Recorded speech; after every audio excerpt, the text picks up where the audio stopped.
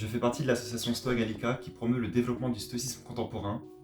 Et le samedi 16 octobre, j'ai organisé avec Maël Gouarzin, Alissane Haji et Jérôme Robin la toute première journée d'études francophones pour découvrir et pratiquer le stoïcisme aujourd'hui. L'événement s'est déroulé à l'ESSEC Business School de Cergy-Pontoise en partenariat avec l'association Opium Philosophie. Et que fallait-il retenir de cet événement? Petit retour en 5 points. Premier point, le stoïcisme peut être une bouée de sauvetage. Dans l'histoire du stoïcisme, on a beaucoup de témoignages de gens qui ont trouvé dans le stoïcisme les ressources pour faire face à des situations très difficiles. Pierre Hesse, par exemple, est revenu dans sa conférence sur sa difficile expérience de vie. Pour faire simple, en février 2004, il quitte son confort de vie quotidien et se retrouve du jour au lendemain en prison entre 4 murs. Il fait l'expérience du choc carcéral qui conduit la plupart des gens soit au suicide, soit à la folie, soit à l'adaptation. Pierre Hesse a par exemple parlé des co-détenus avec qui il était qui se sont parfois suicidés ou qui sont tombés dans la folie.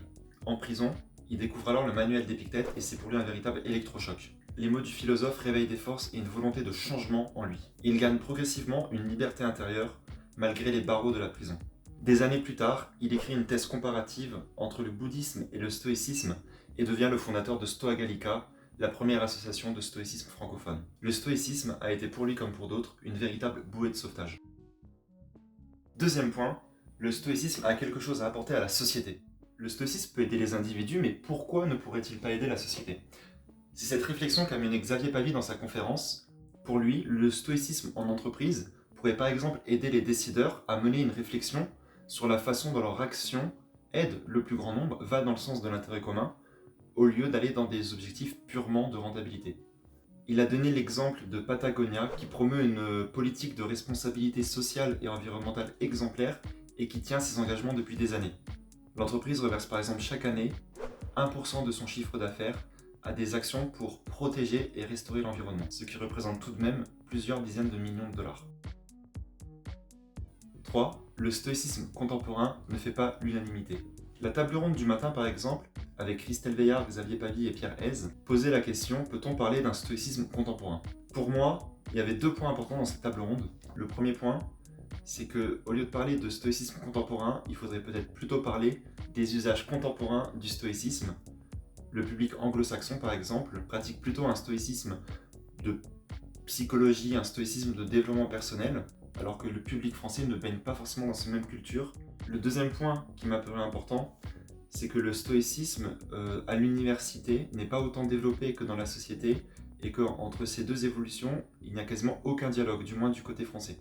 Et forcément, l'université n'a pas toujours conscience du mouvement stoïcien qui est en train de renaître en tant que mouvement social. Donc on avait d'un côté une vision très pratico-pratique avec Cyrus North, Flora Bernard et Pierre Hesse, et puis on avait de l'autre côté une vision un peu plus théorique qui cherche à conceptualiser le stoïcisme contemporain et à identifier ses limites, avec par exemple Christelle Veillard, Xavier Pavie ou Olivier Giragnan. On ne peut pas vraiment parler d'un stoïcisme contemporain, mais plutôt de stoïcisme contemporain ou des usages contemporains du stoïcisme. Quatrième point, le stoïcisme existe en dehors de l'université. Ce que cette journée de la Stoïcon a mis en avant, c'est que le stoïcisme attire des gens de profils extrêmement différents. Il faudrait peut-être une enquête sociologique pour vérifier ça précisément, mais à vue d'œil, il y avait tous les profils des hommes, des femmes, des jeunes, des moins jeunes, des salariés, des thérapeutes, des personnes sans emploi, des étudiants. Et même dans le profil des intervenants, on avait vraiment tous les genres, des universitaires, une entrepreneuse, un influenceur, des pratiquants de philosophie. Donc ça mériterait une enquête approfondie, mais en tout cas, à vue d'œil, c'était très diversifié et il semblerait que le stoïcisme n'attire pas un profil type de personne. Cinquième point, un événement historique. La Stoicon X Paris est peut-être un événement historique pour 3 raisons. La première raison, c'est que c'est la première fois en France qu'autant de spécialistes, amateurs et pratiquants de stoïcisme se réunissent une journée complète en un même endroit. La deuxième raison, c'est que la Stoicon X Paris s'inscrit dans le mouvement plus large du stoïcisme contemporain, qui est très développé côté anglo-saxon et qui commence du coup à se développer en France. Et il y a d'ailleurs des Stoicon X dans le monde entier, c'est un peu un label que les associations stoïciennes reprennent partout dans le monde.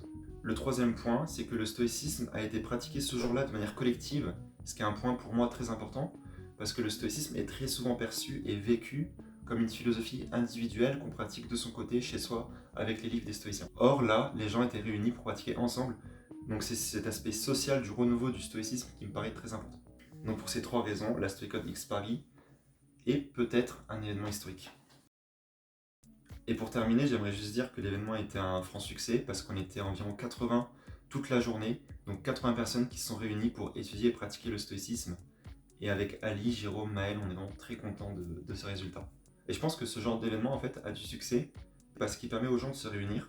Après la pandémie de Covid, c'était important.